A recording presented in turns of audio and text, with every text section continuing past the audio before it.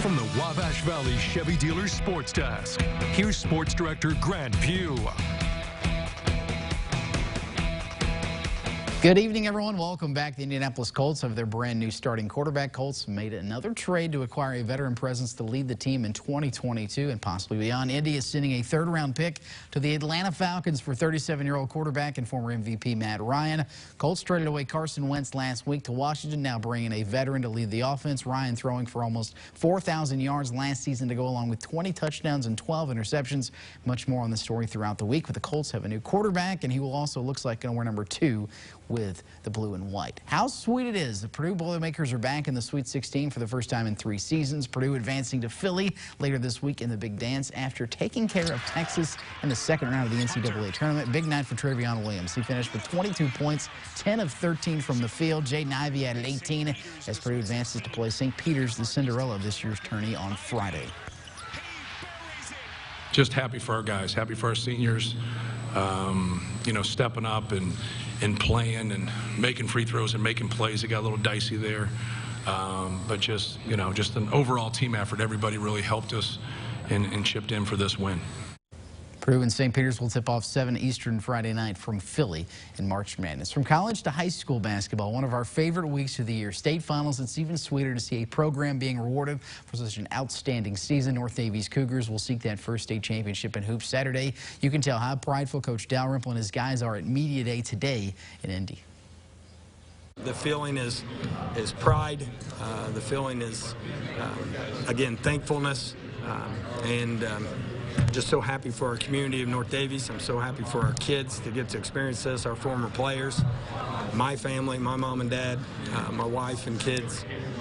We've all been in this together for a long time, and so here we are. North Daviess and LCC will tip off 10:30 a.m. Saturday morning for the Class A state championship at Gainbridge Fieldhouse. College baseball, the ISU Sycamores took 2 of 3 from the Kansas Jayhawks, thanks in part to one Sycamore who is now the Missouri Valley Conference Player of the Week this week. ISU sophomore Josue Urdaneta has been named the MVC Player of the Week. Listen to this, batting .429, 4 home runs, 9 RBI, and 6 runs scored. He has hit safely in every ISU baseball game so far this season. That's 18.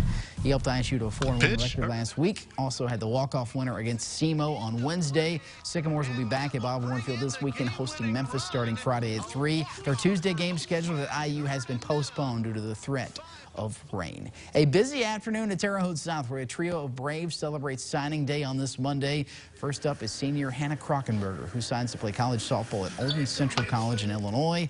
Next up, Ava Thompson will head to Massachusetts to join the Babson College diving team. Finally, how about Austin Dalton's turn? He will play college football at Wabash, a very big day for this South trio.